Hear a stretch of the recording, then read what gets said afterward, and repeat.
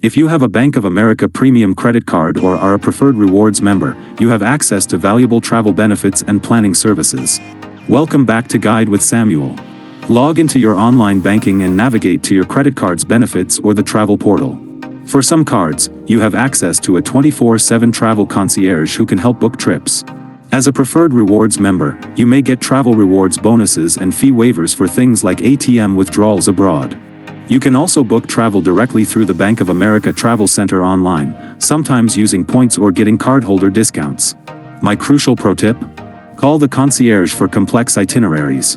While you can book simple flights online, the real value of a travel concierge is for multi-city trips, hard-to-book restaurants, or special event tickets.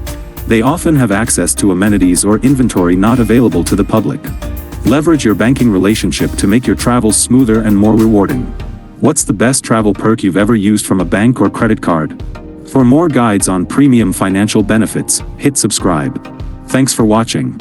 I'm Samuel, and I'll see you next time.